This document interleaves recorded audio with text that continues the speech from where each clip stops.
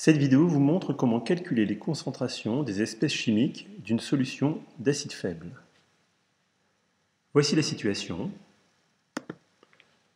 Donc on étudie une solution aqueuse d'acide nitreux, un acide faible donc, et on demande de calculer les concentrations des différentes espèces chimiques présentes en solution.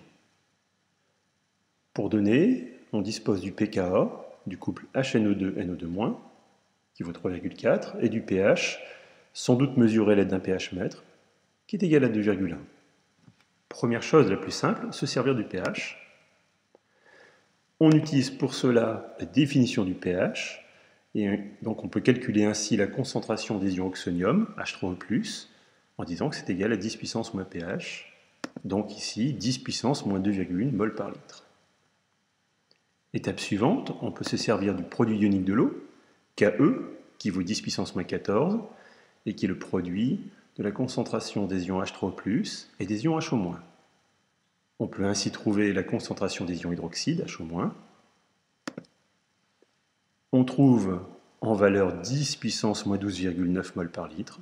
C'est faible et c'est normal puisque c'est une solution acide. Étape suivante, on utilise le tableau d'avancement. Un tableau d'avancement un peu différent dans le sens qu'on utilise l'avancement volumique, Y, pour pouvoir travailler en concentration et non pas en quantité de matière. Le tableau d'avancement est le suivant. Si on imagine qu'on a une concentration en soluté apportée en HNO2C à l'état initial, eh bien, donc à l'équilibre, on aura une concentration en HNO2C', et la concentration en NO2- et la concentration en H3O+, sera égale à Y.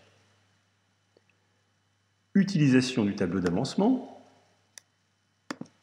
Le tableau d'avancement nous indique directement que la concentration en NO2- et la concentration en H3O+ sont identiques. Elles valent Y, c'est-à-dire 10 puissance moins 2,1 mol par litre. Deuxième utilisation du tableau d'avancement.